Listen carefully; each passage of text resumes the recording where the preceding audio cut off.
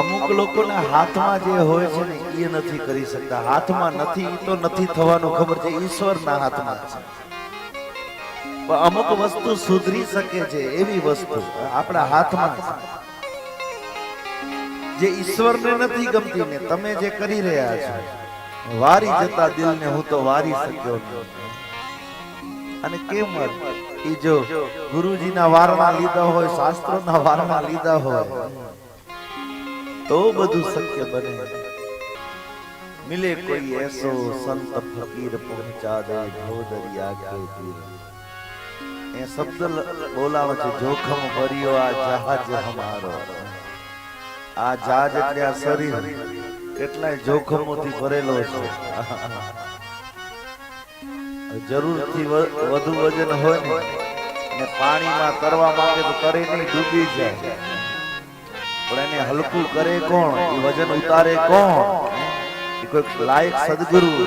આવા શાસ્ત્રો તમારી જેનો શ્રવણ કરી લો ને તો એ વજન ઉતરી જાય. અભિમાન રહે નહીં. કોનો અભિમાન કરો છો? તમારી પાસે છે શું? 92 લાખ મારવાનો ધણી હતો અને જેની સાત એવી અપ્સરા જેવી સ્ત્રીઓ હતી, એના ઉપર હાથ ફેરવીને ઈ નીકળી ગયો. બાપ ભેખ પહેરી લીધો. રાજા ગોપીચંદ ભરતો વિચાર તો આપણી પાસે કાંઈ નથી છતાં મૂકવા તૈયાર નથી. અને આ લોકો પાસે આટલું બધું હતું છતાં આપણા હાથ જોડીને નીકળી ગયા છે. અમે ને મહારાજ વાતો કરતા હતા. બપોરે ઘણી વાર રેણમાં બેસી ગયા એટલે એકબીજાના સુખ દુઃખ ની વાતો થાય. સામે વાળો વ્યક્તિ તમને સજ્જન દેખાય ને, લાયક દેખાય તો સમજી લેવાનું કે દુઃખ નો મારેલો છે. એ કોઈને ગદ્દારી ન કરી શકે. બાકી એને વારંવાર ગદ્દારી મળે. કોઈને તમને લાગે કે આ માણસ ઘોડો છે એટલે પહેલા તો મનમાં નક્કી કરી લેવું કે આની સાથે વિશ્વાસઘાત થયેલો છે. જ્યાં તમારા મનમાં વિચાર આવે કે ઈ કેટલો ઘોડો હોય, ઈ પહેલા એ વિચાર સાથે જોડી દેવાનું કે આની સાથે વિશ્વાસઘાત થયો હોય. ઘોડા માણસો સાથે વિશ્વાસઘાત બહુ કરે છે. ને હવે સમાજ સુધરવાનું નથી, સમાજની વૃત્તિઓ તો ઈ જ રહેવાની છે. હવે તો એવા કોઈ અમે સંકલ્પ લઈને પણ નથી નીકળ્યા કે પૂરી સમાજને અમે સુધારી લઈએ.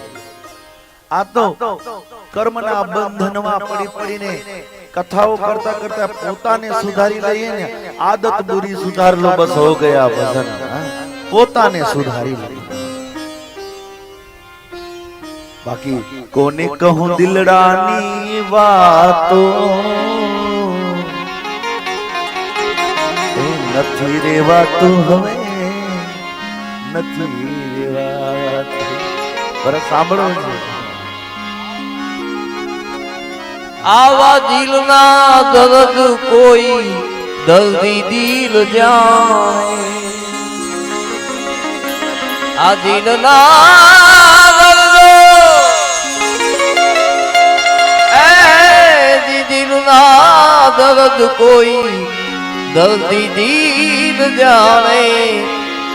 ઓલ્યા વૈદ હકીમો ને આ ડોક્ટરો ને આ નથી સમજાતું, નથી રેવાતું હવે, નથી રેવાતું. આ કોને કહું દલડાની વાતું મારી, આ કોને કહું દિલડાની વાતું ભાઈ. નથી રેવાતું હવે, નથી રેવાતું. જેને જેને કહું તે કયું નવ માને. આ જેને જેને કહું એ કયું નવ માને. મૂર્ખ ગણીને મને, મૂર્ખ ગણીને મને, અરે ગાંડો ગણીને મને મારે છેલાતો નથી રેવાતું હવે, નથી રેવાતું, નથી રેવાતું હવે, નથી રેવાતું. એટલે પછી મનમાં એક જ વાતને આમ ગાંઠ વાળીને રાખી દેવી નારાયણ બાપુને. હમ પરદેશી એ પંછી મુસાફિર, हम परदेसी पंछी मुसाफिर, अरे आए सैलानी, रेवू तुम्हारी आ नगरी में, जब लग है पानी जब लग है आ परदेसीनी प्रीतड़ी माटे आ डूब गई जिंदगानी, परदेसी थी प्रीतड़ी माटे डूब गई जिंदगानी, ए राम डूब गई जिंदगानी। आ बोल्યું ચાલ હવે માફ કરજો,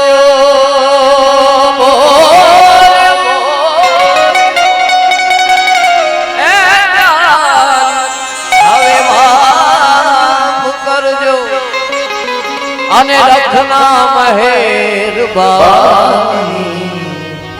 રહેવું તમારી नगरी मां जब लग है दाना पानी, जब लग है दाना पानी.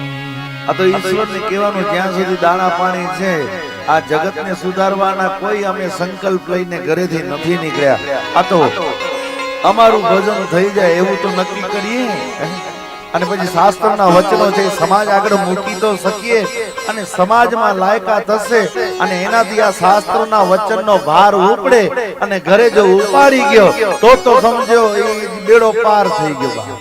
આ ભાર કોઈ ઉપાડ લાગે છે આ પોલીબાગાનો ભાર કોઈનાથી ઉપડતો નથી. આની કોઈને ભૂખ નથી મહારાજ. હા, એક વખત શાસ્ત્રને સાધ્ય કરી લે ને, મનન કરી લે ને, આ વધુ પડતો સમાજમાં દુખી કોઈ હોય ને તો યાદ રાખજો એ સાધુ હોય, સંત હોય, બ્રાહ્મણ હોય. આજે બાના લઈને બેઠા છીએ ને અમે દુખી બધા, ખરેખર દુખી હોઈએ. મોહનભાઈ તમે તો ગમે ત્યારે 3 વાગે સુઈ તો શકો, અમને રાત્રે 3 વાગે ફોન કરવા વાળા છે. તમે ન ઉપાડો તો હાલે, અમે ન ઉપાડીએ તો ચર્ચાઓ કરે મહારાજ ફોન નથી ઉપાડતા. સમાજમાં વધુ એક તબકો તમને જે ઉચ્ચ પદ ઉપર દેખાય છે અમારા જેવા બધા બાનાધારી એ બધા દુખી, પણ અમે શાસ્ત્રને સાધ્ય કર્યો છે ને એટલે સમાજ તરફથી આવતો દુઃખ અમને દુઃખ લાગતું નથી ને અમને એ ઝેર અમે પચાવવા સક્ષમ છીએ એટલે એ બધું થયું હાલ્યા કરે છે. બાકી બહુ અઘરું છે, બહુ અઘરું. બાકી તો અમને શું ગમે, અમને ફરવું ગમે, અમને આરામ કરવું ગમે, બધું ગમે છે ભાવ, પણ સમાજની એક વ્યવસ્થાને